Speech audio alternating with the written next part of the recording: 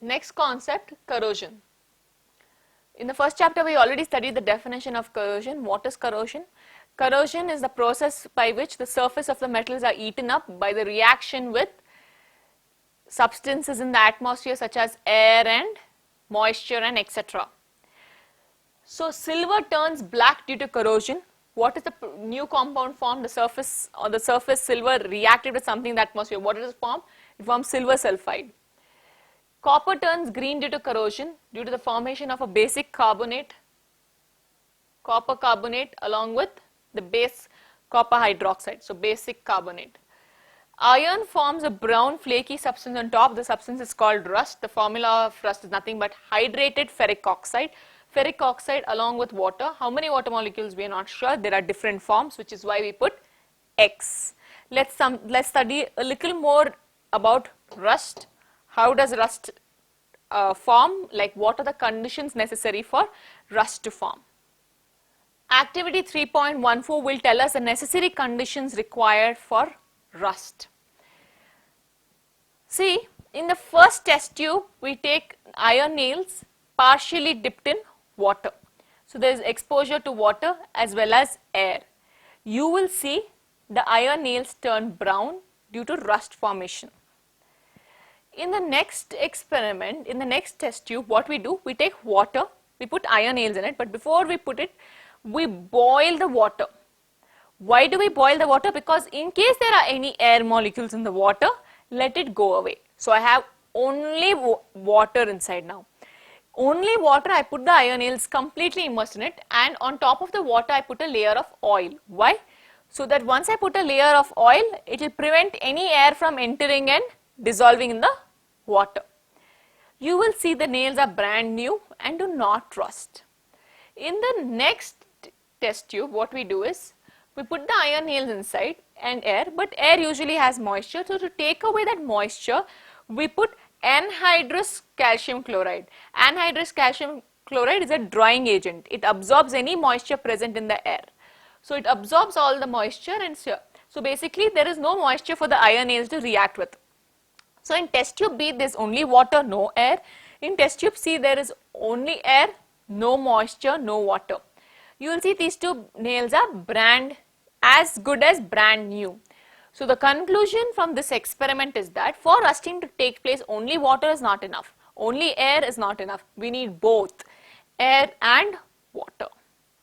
So now we know what is corrosion. We know that the metals are getting corroded. So we need a way to prevent it. Prevention of corrosion. Painting, oiling, greasing, all of us already know until now. Next, galvanization. Coating of a metal with zinc is called galvanization. So in that case, zinc does not leave oxygen to interact with the iron inside. Chrome plating is coating the iron with chromium. Next, the third type, anodizing, coating an oxide of a metal on another metal electrically. So here, how does this work? Like if I take aluminium oxide and I coat it on another metal, you will not observe the metal getting corroded because aluminium oxide acts like a protective layer. Alloy. What is an alloy? Alloys are homogeneous mixtures of metal and metal or metal and non-metal. Why do we do it? Because alloys do not easily corrode. One more reason of doing alloy is it improves the properties of the metals. For example, iron, pure iron is a very soft metal.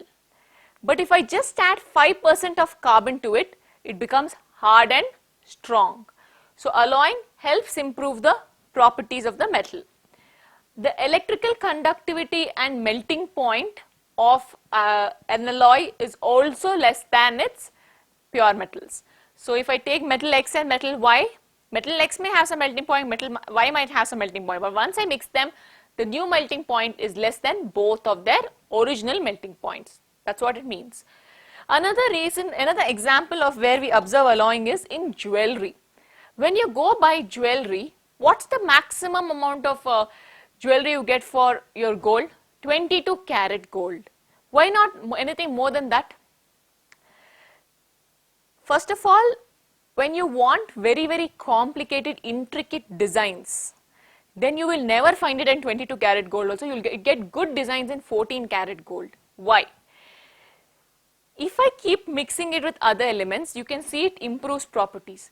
Gold is also a very, very soft element, difficult to make a fixed shape. You can make the shape, but it will break easily. So to increase the strength of it, what we do is, we take around 22 parts of gold. 22 parts means if I am taking 22 balls or 22 blocks, if I take 22 parts of gold, I have to add minimum 2 parts of copper or 2 parts of silver. So then this becomes total of 24, and this is pretty strong. If I take lesser gold, more copper, even more stronger. But if I take pure 24 parts of gold, not possible. So the maximum amount of gold that you get in jewelry shops is 22 karat gold, which is the most expensive. 24 you don't, right?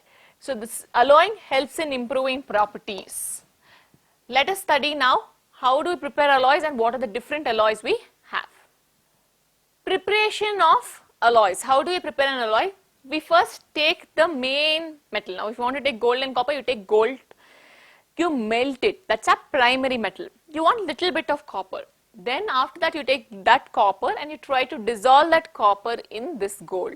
So you dissolve the other element, the other metal. It can be metal, non-metal thing. Okay, you dissolve that metal, other metal or element in it in a definite proportion. Simply whatever you want you can't put. You have to put some correct quantity. There are some different alloys that we have listed over here. What is an amalgam? Any alloy that has mercury in it is called amalgam.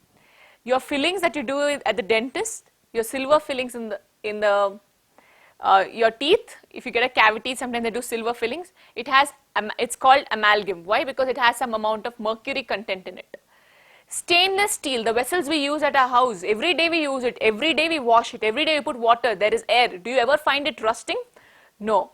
Why? Because it's an alloy of iron, and which is why properties are improved. It does not rust, it is hard, it is malleable, you can make it into any shape. Your vessels are all of different shapes. This is an alloy of iron, carbon, nickel and chromium. Brass, copper and zinc. You find brass taps, brass statues, etc. So brass is the alloy of copper and zinc. Bronze, copper and tin, used to make medals. Solder is an alloy of lead and tin. It is used for soldering purposes. This is usually on electric boards. You see there will be some silver kind of element that looks silver color over there. If you try to join two wires and you can just look it up on the internet, what is soldering, you will get a better picture. Solder is nothing but lead and tin. So we have finally reached the end of the chapter, and I wish you the best of luck, but to get a better grip on the subject, please go through the page 55, question 1. Metallic oxides of zinc, magnesium and copper were heated with the following metals. So they were all heated with these metals in different vessels as well. So in which case will you find displacement reaction taking place? Displacement reaction will take place only when a more reactive metal displaces a less reactive metal. We have 3 metals involved here. If you look up the table, you will find that magnesium is most reactive, then we have zinc and then we have copper. So if I take zinc oxide and I try to mix it with zinc, zinc cannot displace zinc, right? Because they have same reactivity. So no reaction. Magnesium, will it displace zinc? Yes. Why? Because magnesium is more reactive than zinc. See? Copper, will it displace zinc? No. Because zinc is more reactive than copper, copper less reactive than zinc, no reaction. Magnesium oxide. Magnesium oxide is at the highest, so nobody will react. Copper oxide and zinc. Zinc is above copper, yes. Magnesium above copper, yes. Copper and copper, no. Question 2. Which metals do not corrode easily? Gold, platinum, we already learnt it. What are alloys? We also learned the definition of this. It's a homogeneous mixture of a metal and a metal, or a metal and a non-metal. This finally brings us to the end of the chapter. To get a better grip on the chapter, please take up the practice test. Also go through the notes to get detailed answers. All the very best and thank you.